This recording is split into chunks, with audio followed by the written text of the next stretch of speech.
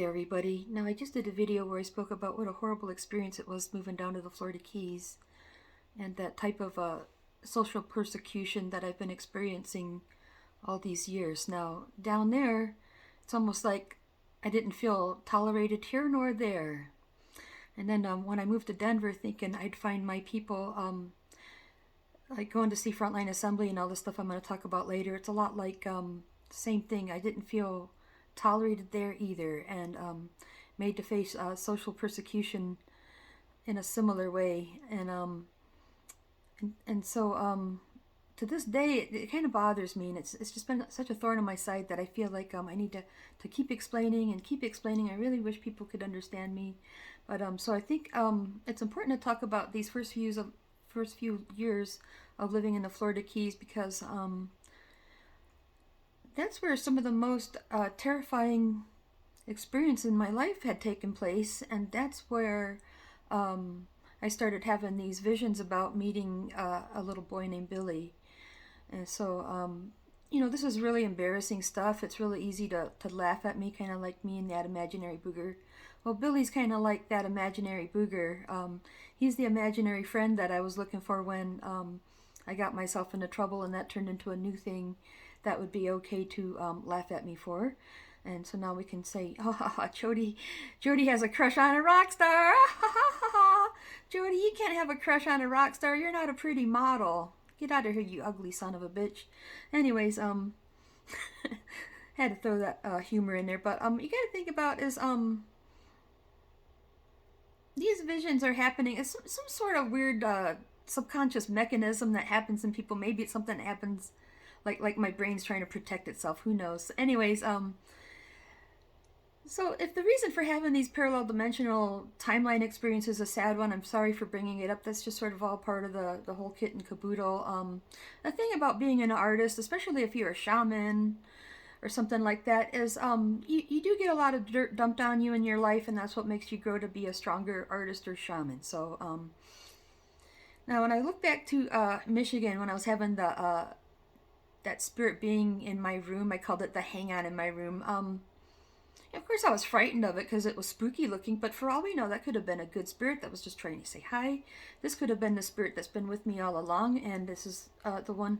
So I've been getting a kind of a spiritual education by going into the visionary state, and who knows, maybe it does help me to make certain decisions and life choices, like the decision to meet Bill Leeb or the decision to move to Montana. So things like that, so it's interesting, but the reason I think I've been having these visions is just because of the interactions between my mom and dad, and on their defense, a lot of this has to do with alcohol. A lot of this is alcohol related, and in their defense, I think a lot of their problems are kind of common in our culture, that stem from, military culture, things that stem from industrial, the workplace culture. So I like to blame a lot of our problems on the military industrial complex and the wealthy elite because of the way that they are carrying out their type of social engineering. But if you just, when you look at life under a microscope, it's super nice and ugly, right? Just like a lot of beautiful things, you zoom in, you don't want to see it up close, you back it out.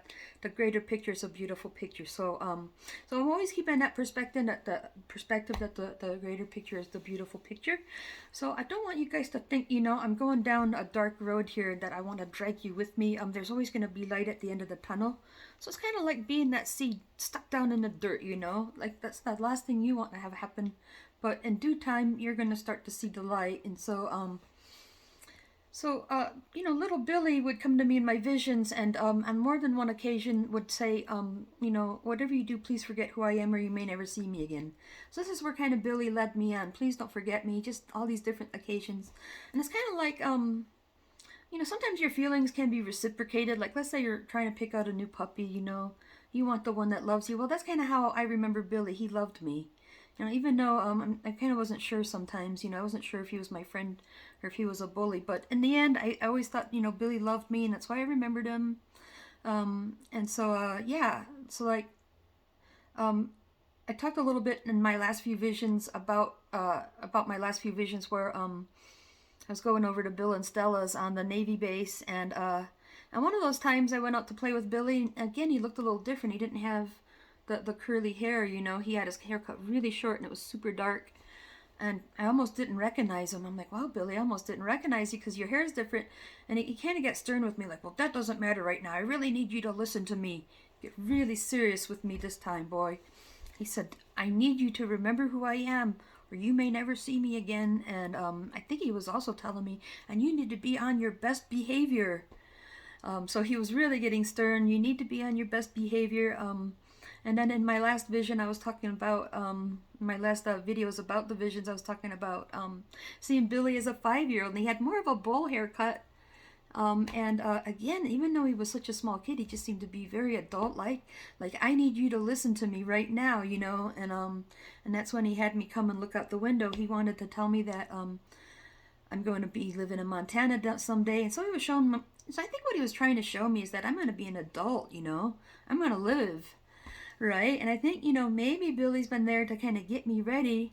So that way, you know, some of the next things that were going to happen in my life don't completely ruin me. You know what I'm saying? So maybe it was trying to build into hope to me that I'm going to keep living, you know. Someday we're going to grow up. Someday we're going to do this. Somewhere, you know, whatever, you know, just don't worry, you know, you're going to live to be an adult was kind of the moral of the story. So maybe that's why, you know, in 1982, Billy told me he met me when I was 24. That's implying, don't worry, you're going to live to be at least 24. And maybe again in 1983, Billy was showing me, don't worry, you're going to live till at least 2010, you know. So I don't know. So that's where I kind of feel like Billy was being sent to me to help me cope at that time. Now later on, I'm really not sure what the purpose of Billy is anymore, because it kind of makes me question, you know, what I'm even doing in this music scene, whether it's good for me or not. Maybe I was meant to meet Bill Leeb so I could see just how much our music scene has fallen apart. So I don't know if I'm supposed to hate it and walk away from it, or if I'm supposed to love it and do something about it, because it's kind of like that movie, Fifth Element, you know, the girl with the red hair. Now Rosie always told me something she thought when she watched that movie is I remind her of the girl with the red hair, right? So maybe that's why she's trying to help me through life. So anyways, she was reviewing the history of the world, and she's like, why in the hell would I want to save this place? This place is awful. So that's a little bit how I feel about a lot of things, you know, like, you know, I kind of feel the same way about planet Earth too sometimes. Like, why would I want to live and try to keep helping and do anything about this place when it's pretty much on its downward spiral? And why would I want to help the industrial music scene when these guys are just a bunch of assholes like the kids at the bus stop? Or why would I care about Bill Leeb if, you know, he doesn't really like me anyways, and he's willing to just sort of step back and let all these different people have their way with me? So why should I care about Bill Leeb is a fun question. I think I do care about him, and I'll explain a lot of that later on. And I think he's definitely somebody who's worth caring about, and but maybe not obsessing over, right? So yeah, the guy is just a talking monkey, and he has one ass, by the way. When he shits, it stinks, right? So he's just a person. He's not, you know, he's not somebody that I really look up to as a person, but I would definitely love to have him as my music teacher, let me tell you what. Yeah, so anyways, you guys, you have a fun day, and I'll talk to you soon. Bye-bye now.